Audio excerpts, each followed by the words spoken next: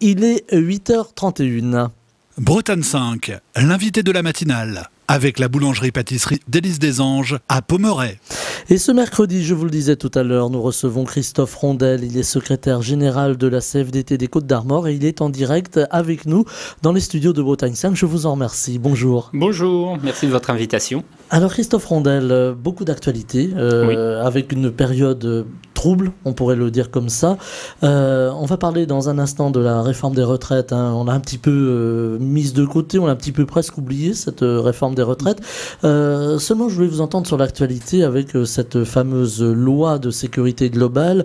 La CFDT a adopté, je dirais, une position un petit peu différente, a parlé un petit peu différemment des autres organisations.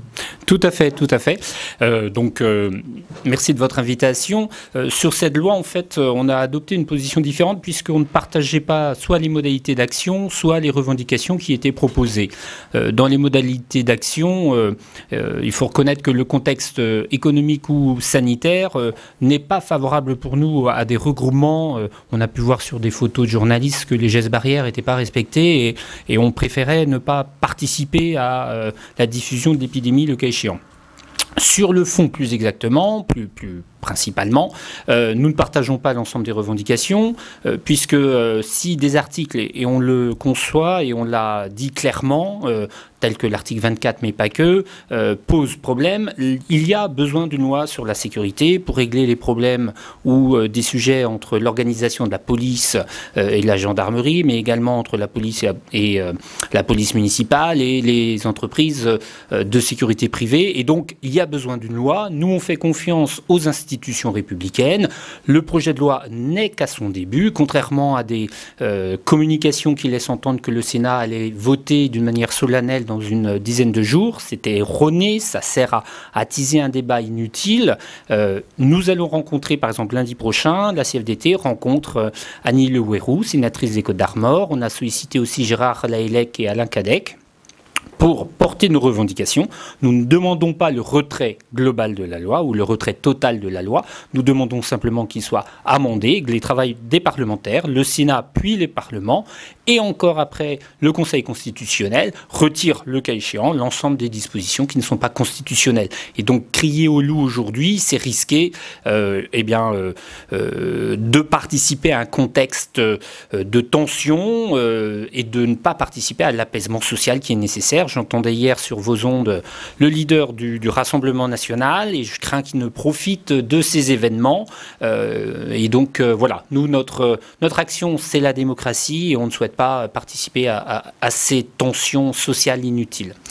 On a eu cette loi qui est arrivée dans le paysage tendu du moment, hein, on le disait en commençant. Est-ce qu'il aurait fallu peut-être attendre pour mettre en place ce débat, en tout cas cette réflexion autour de cette loi de sécurité globale? Je ne sais pas s'il fallait attendre. En tout cas, il aurait été préférable qu'il y ait de la concertation des partenaires sociaux. Et la CFDT est également présente dans la police avec deux syndicats, Alternative Police et le syndicat des cadres de la sécurité intérieure. On a aussi un syndicat de journalistes. Et donc, s'il y avait eu du dialogue social en amont, nous aurions pu aboutir à une loi beaucoup plus apaisée. D'ailleurs, on a fait un communiqué de presse qui regroupe journalistes et police en même temps, contrairement à d'autres organisations syndicales, où on demande la préservation de la loi relative à la presse, mais aussi la préservation de la sécurité des policiers. Et donc en amont, par un travail parlementaire en amont, on aurait peut-être évité ces tensions inutiles.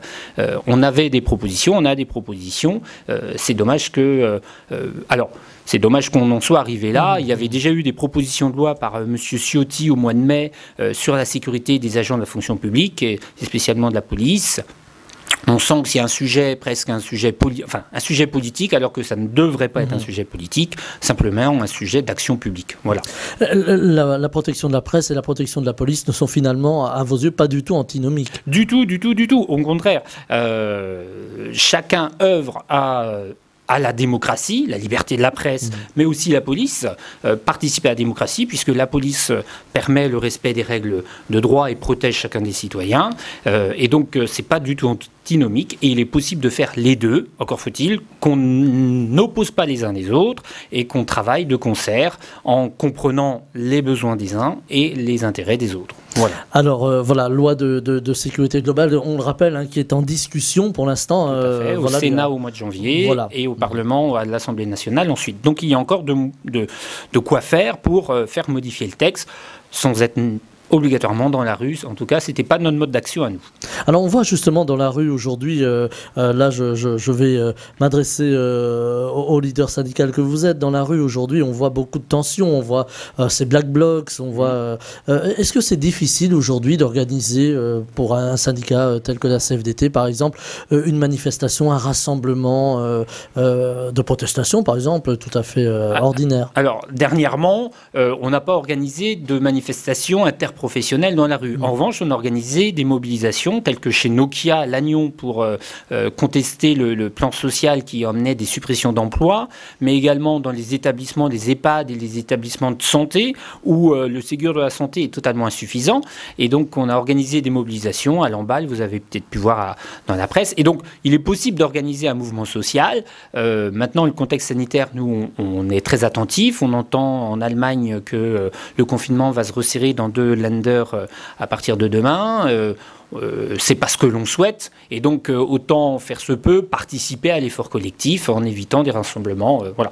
Après, sur la violence, sur le département des Côtes-d'Armor, on a pu voir que sur des mobilisations telles que les Gilets jaunes ou autres, il y a pu avoir de la violence. Sur des mobilisations à laquelle la CFDT participait, sur les retraites ou sur la fonction publique, on a défilé tranquillement, sans heurts, sans violence. Donc il est possible d'avoir une expression démocratique dans la rue. Faut juste éviter de mêler des intentions qui sont divergentes, ou du moins avec des gens qui y participent effectivement, qui ne sont là que pour casser et pas pour défendre le point de vue de la manifestation. Parce que il faut, voilà, le droit de manifester est constitutionnel. Certaines organisations l'utilisent aujourd'hui, c'est leur droit, c'est pas notre modalité d'action.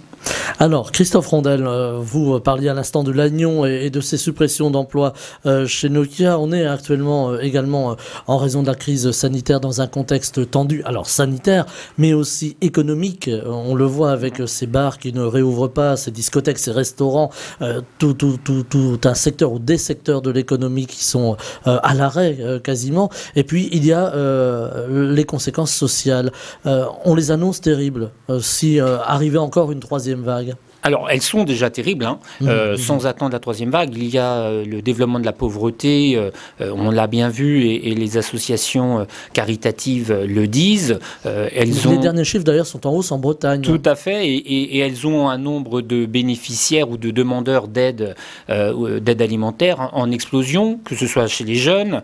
On a vu des distributions au campus Mazier à Saint-Brieuc, mais aussi dans les familles. Donc, la pauvreté, elle est là. Les heures supplémentaires qui n'ont pas été faites, l'activité partielle qui réduit le salaire. Eh bien, lorsqu'on a un budget qui est basé sur un salaire qui comprend des heures supplémentaires et qu'on n'en a plus, forcément, au bout d'un moment, il faut plus que serrer la ceinture. Donc, la pauvreté, elle est là. Nous, à la CFDT, avec les partenaires du pacte de pouvoir de vivre, c'est plus de 60 organisations qui sont sur l'environnement, sur le caritatif, sur le logement, dans différents domaines. On demande, par exemple, une hausse pérenne des minima sociaux, tels que le RSA de 100 € et une extension du RSA aux jeunes de moins de 25 ans. Mais ça, on le demandait déjà depuis novembre 2019, et donc voilà, c'est pas nouveau. Il faut maintenant, les aides, il y a eu des aides ponctuelles, on demande qu'il y ait des aides pérennes. Laurent Berger a dit que, en réponse, je crois, au président de la République, M. Macron, qu'on n'était pas fan, nous non plus, du RSA, mais on n'a pas besoin d'être fan, il faut simplement donner de quoi vivre à ceux qui en ont besoin. Alors surtout que la pauvreté engendre souvent la violence aussi, les gens qui n'ont pas à manger, qui ne peuvent pas vivre, qui ne peuvent pas se chauffer, voilà, ont des revendications. Oui, et puis ça crée en fait chacun un motif actuellement, et on peut comprendre, un motif, les uns vont avoir des revendications contre le gouvernement, les autres contre leur employeur, les autres contre telle ou telle, la police ou autre chose, et donc ça crée un ensemble de mécontentements. Nous, on craint justement que cette agglomération de mécontents amène un mouvement politique extrême au pouvoir. Il y a un article ce matin dans le Télégramme qui parle de vote populiste et des risques de l'abstention. On craint cela. On s'est engagé en 2017 pour éviter que Marine Le Pen n'arrive présidente. On ne souhaiterait pas qu'en 2022, on y arrive. Voilà, clairement. Donc voilà, vous vous positionnez en tout cas pour... la démocratie. Voilà, la démocratie et justement peut-être faire en sorte que ces phénomènes de pauvreté n'apportent pas la désespérance. C'est ça. C'est ça. Il y a un engagement citoyen et associatif très fort pour aider. Maintenant, il faut le coup de pouce, notamment sur le RSA, et il faut de la solidarité. On voit effectivement qu'il y a dans ce mouvement Covid un petit peu de chacun pour soi, chacun étant jaloux de tel ou tel qui est ouvert, ou tel qui peut vendre, ou tel qui... Voilà. Et ces phénomènes un peu individuels... amène effectivement des tensions et une situation très critique.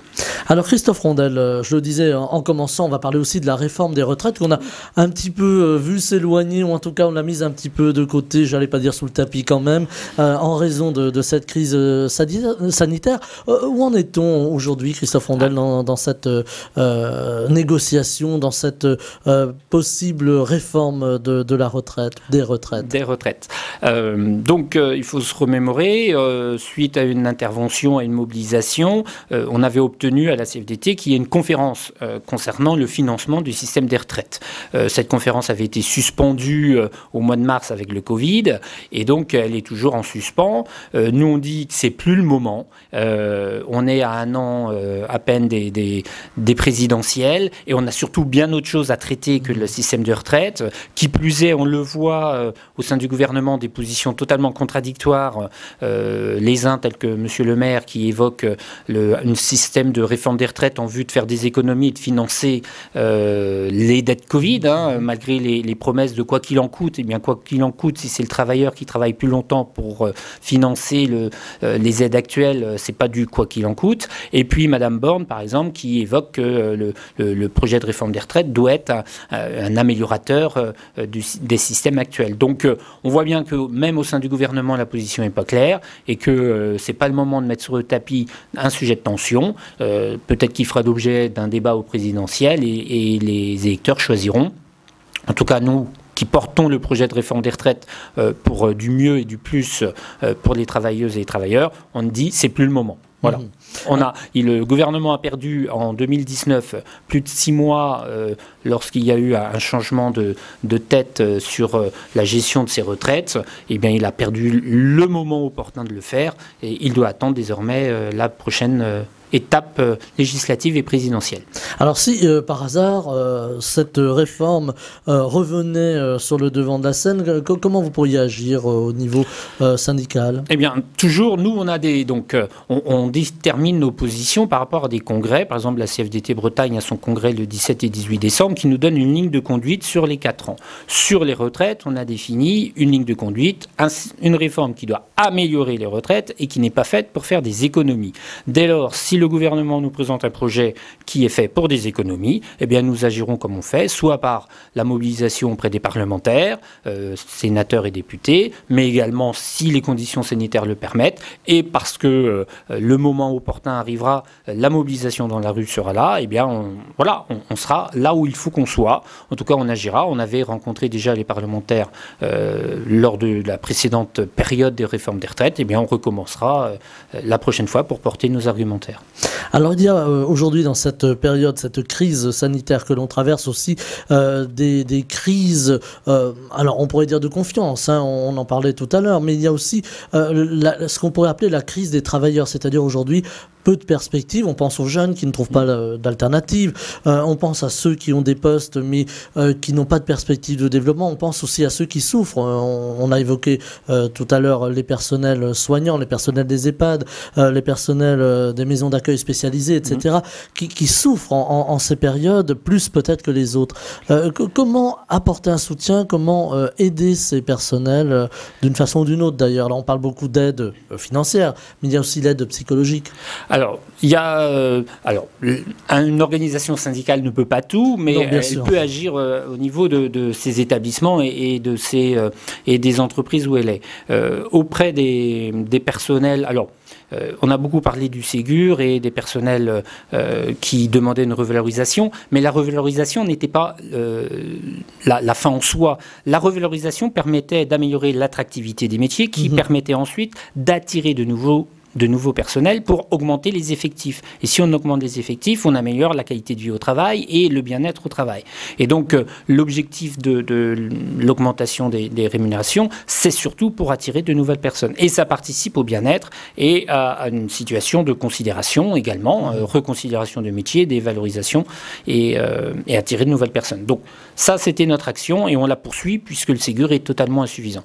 Dans les entreprises, on essaye d'être en proximité. Nous, à la CFDT, on a, malgré le confinement, toujours maintenu des permanences. On a toujours maintenu aussi des lignes téléphoniques et on a un site internet, pour ceux qui peuvent utiliser Internet, extrêmement développé, qui répond à de nombreuses questions.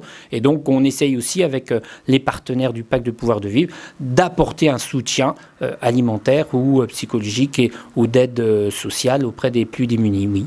Parce qu'on sent qu'aujourd'hui, les travailleurs, il y a comme une forme de lassitude. Alors, est-ce que c'est dû à la période et au contexte, une forme de lassitude? Et puis, il y a aussi le contexte personnel. Certains télétravaillent, c'est pas toujours évident. Il y a eu tout un débat. Il y a encore un débat autour du télétravail. D'autres sont obligés d'être présents dans des entreprises où le télétravail n'est pas possible. Là aussi, quelle réponse apporter? Ça crée des tensions, effectivement, entre ceux qui peuvent éventuellement télétravailler et bien télétravailler et ceux qui ne peuvent pas télétravailler du tout.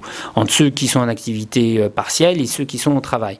Sur le télétravail, il y a eu un accord national interprofessionnel que la CFDT a porté pour aboutir à ce que des règles soient clairement établies sur le télétravail, puisque aujourd'hui, c'était insuffisant, les textes étaient insuffisants, notamment pour régler les questions du télétravail d'une manière exceptionnelle telle qu'on vit aujourd'hui.